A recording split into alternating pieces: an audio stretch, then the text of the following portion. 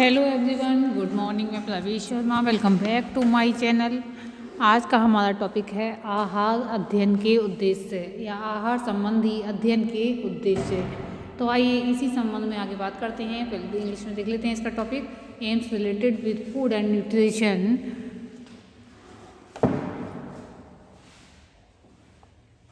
जैसा कि हम जानते हैं कि भूख लगना प्राणी मात्र का एक नैसर्गिक लक्षण है। जो कुछ ग्रहण करके या करने से भूख शांत हो जाए उसे आहार कहा जाता है। यानी कि जो भी ग्रहण किया जाता है, ग्रहण करने वाली सामग्री जो होती है वो आहार होता है। उदाहरण के लिए किसी प्राणी को भूख लगे और वह फल या कोई कंदमूल फल खा ले तो उसकी भूख शांत हो जाए, या उस फल या कंदमूल को उस प्राणी का आहार कहा जाएगा।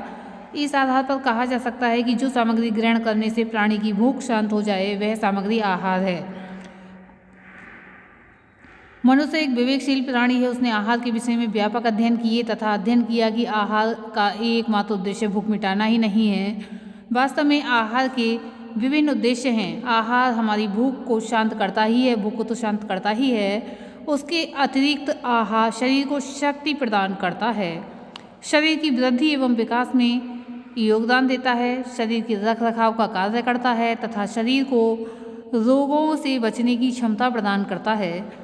इन उद्देश्यों को ही पूर्ति करने वाली सामग्री को आहार कहते हैं। और इसको हम निष्कर्ष रूप में कह सकते हैं कि ये ठोस या तरल सामग्री आहार कहलाती है। वह ठोस या तरल सामग्री आहार कहलाती है जिसे ग्रहण करने से भूख मिटती है, शरीर शक्ति प्राप्त करता है, शरीर की वृद्धि एवं विकास होता है, शरीर के अंदर होने वाली टूट फूट की मरम्मत होती है तथा शरीर रोगों से लड़ने की क्षमता प्राप्त करता है। तो हमने ये देख लिया आहार।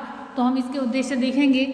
जैसा कि हम जानते हैं कि सभी प्राणी आहार ग्रहण करते हैं, परंतु आहार के विषय में व्यवस्थित अध्ययन का कार्य केवल मनुष्य ही करता है। इसका कारण ये है कि केवल मनुष्य ही विवेकशील प्राणी है तथा समस्त संबंधित पक्षों के विषय में अधिक से अधिक जानकारी प्राप्त करना चाहता है तथा सभी पक्षों को उत्तम से उत्तम बनाने के लिए प्रयत्नशील रहता है। सभ्यता एवं ज्ञान के विकास के साथ साथ मनुष्य ने आहार के विषय में व्यापक अध्ययन किए हैं तथा आज भी क्षेत्र में, यानी कि जो आहार का क्षेत्र है, में निरंतर खोजपूर्ण अध्ययन किए जा रहे हैं। इन बहुपक्षीय अध्ययनों के मुख्य उद्देश्य हम निम्न बिंदुओं के अंतर्गत प्रस्तुत कर सकते हैं या निम्न बिंदुओं के अंतर्गत प्रस्तुत किए जा सकते हैं। तो जिसमें सबसे पहला पॉइंट हम देख रहे हैं यहाँ पर, आहार के कार्यों को ज्ञात करना। To identify the functions of food. जब तक आहार के विषय में व्यवस्थित अध्ययन नहीं किया जाता तब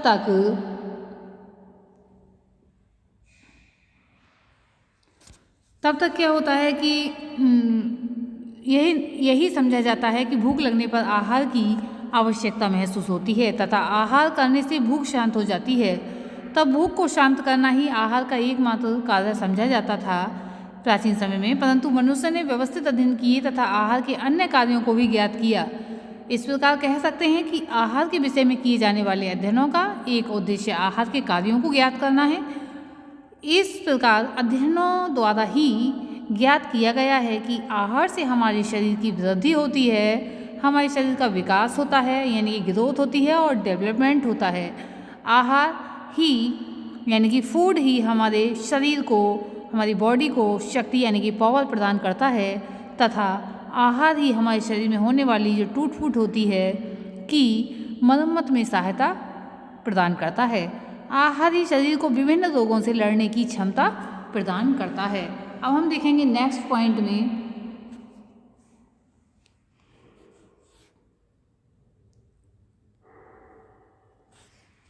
विभिन्न आहार संबंधी या कहें विभिन्न आहार सामग्रियों के महत्व को ज्ञात करना। To investigate into the importance of different food materials.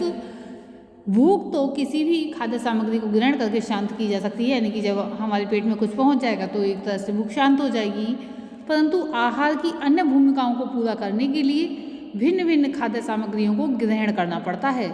कुछ आहार शरीर की वृद्धि में योगदान देते हैं तो कुछ शरीर को ऊर्जा प्रदान करते हैं, जिनमें भिन्न यानी कि इससे भिन्न कुछ खाद्य सामग्रियाँ शरीर को रोगों से लड़ने की शक्ति प्रदान करती हैं। आहार संबंधी अध्ययनों का एक उद्देश्य इस प्रकार के समस्त तथ्यों को ज्ञात करना भी है। कई लोग हमने देखे हैं कि दिन भर मेहनत करते हैं, दोपहर में खाना खाया, शाम को खाना खाया, फिर सो गए, फिर वही उनका रूटीन रहता है। फिर उनमें जो है रोगों से लड़ने की क्षमता नहीं रहती है। खाने में भी सिर्फ उनका होता है कि दाल और रोटी खा ली, उसके अलावा वो और किसी बात पर ध्यान नहीं देते हैं, काम पर लगे रहते हैं। तो क्या होता है, उनके शरीर के लिए जिन आवश्यक तत्वों की ज़रूरत होती है वे नहीं मिल पाते हैं। इसलिए दैनिक जीवन में ऐसा नहीं है कि पेट भर कर हमने रोटियां खा ली या कोई दूध से चावल खा लिए और हमारा पेट भर गया, बस कहानी ख़त्म हो गई। यहाँ तक सीमित तो नहीं रहता है। खाना आप चाहे कम खाएं, यानी कि जो भोजन होता है जिस समय खाया जाता है उसको कम खाएं, लेकिन समय समय पर, जैसे दूध, नियमित रूप से दूध लेना है, या प्रोटीन से संबंधित चीज़ें हैं जैसे दाल हैं या बादाम हैं या मूंगफली हैं, तो इन चीज़ों का भी सेवन करना चाहिए, जिससे कि इन चीज़ों के लिए वसा, प्रोटीन आदि की भी पूर्ति रहे। जैसे फल खाना है तो उससे विटामिन मिलेंगे, हरी सब्जियां खाना है तो हमें किस तरह से भोजन करना चाहिए। तो ऐसा नहीं है सिर्फ पेट भर गया और काम चल गया। अब नेक्स्ट पॉइंट में हम देखेंगे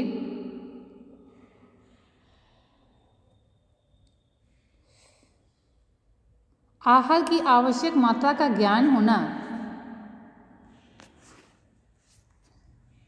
या आहार की आवश्यक मात्रा ज्ञात करना। To calculate the required quantity of food.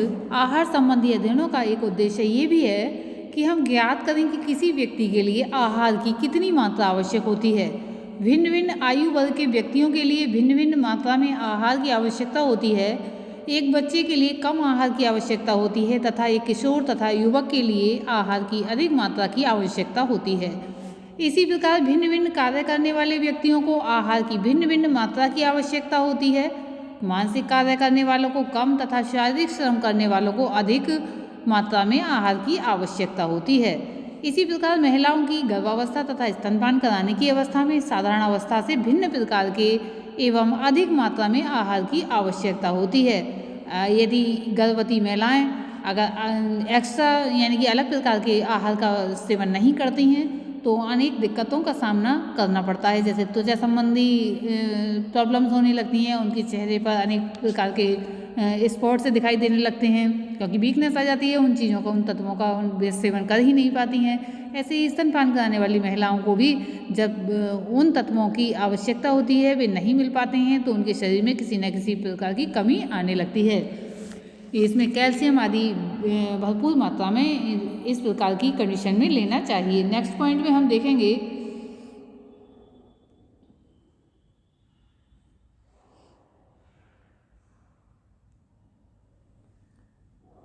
हानिकारक खाद्य सामग्रियों को ज्ञात करना।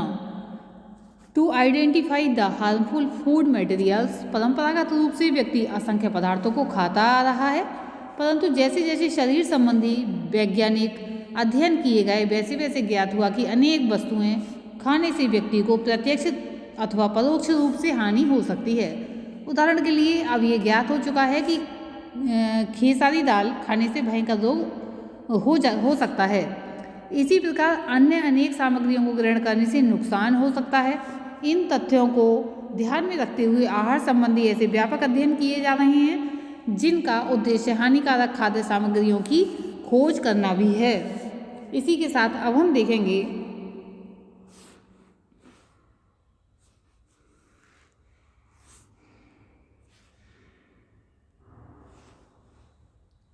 खाद्य सामग्रियों के संरक्षण के उपाय ज्ञात करना। To know the methods of food preservations.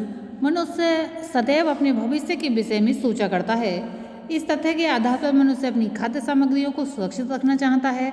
मनुष्य ने नष्ट होने वाली विभिन्न खाद्य सामग्रियों के संरक्षण के उपाय खोजने शुरू कर दिए हैं। आदिम काल में जब व्यक्ति मुख्य रूप से मांस खाया करता था तब भी वह शिकार करने किए गए पशुओं के मांस को कई दिन तक रखने के लिए नमक लगाकर या धुआं आदि देकर रख लिया करता था।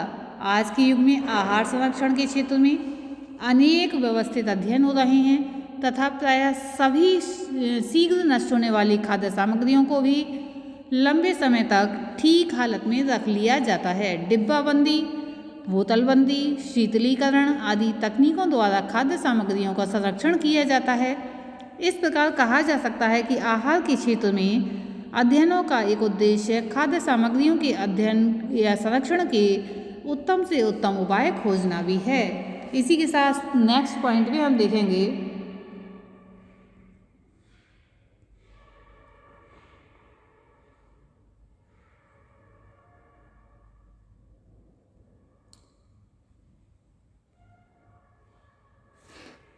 पाक क्रिया को उत्तम बनाना, to improve the cooking procedure. आहार संबंधी अध्ययनों का एक उद्देश्य पाक क्रिया को उत्तम एवं उपयोगी बनाना भी है। विभिन्न अध्ययनों द्वारा ज्ञात किया जाता है कि पाक क्रिया की कौन सी विधियाँ उपयोगी हैं तथा किन विधियों को अपनाने से पोषण तत्वों की हानि नहीं होती है। इन समस्त कारकों का व्यवस्थित अध्ययन आहार विज्ञान के अंतर्गत किया जाता है। अब ये ज्ञात कर लिया जा गया है कि खाद्य सामग्री को कम से कम पानी में ढककर पकाना चाहिए, अधिक तलना तथा भूनना नहीं चाहिए। इस विवरण से स्पष्ट हो जाता है कि अध्ययन संबंधी अध्ययन उद्देश्यपूर्ण होते हैं तथा इन अध्ययनों का विशेष महत्व एवं उपयोगिता है।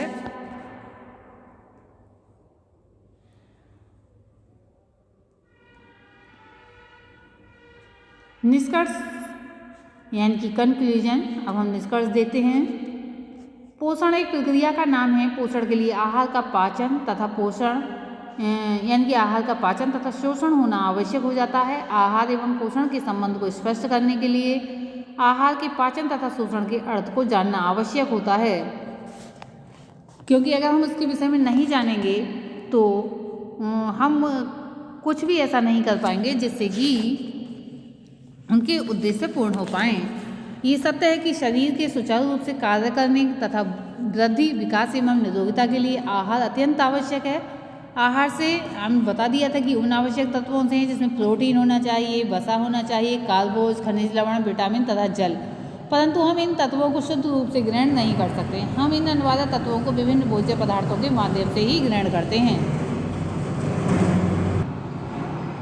उदाहरण के लिए प्रोटीन को हम दूध, अंडे एवं मांस आदि के माध्यम से ग्रहण करते हैं। कार्बोज को मैदा, आलू, गुड़ तथा अन्य भोज्य पदार्थों के माध्यम से ग्रहण करते हैं। इसी प्रकार बहुत से फलों तथा सब्जियों, अनाजों के माध्यम से भी हम कुछ अन्य पोषक तत्वों को ग्रहण करते हैं,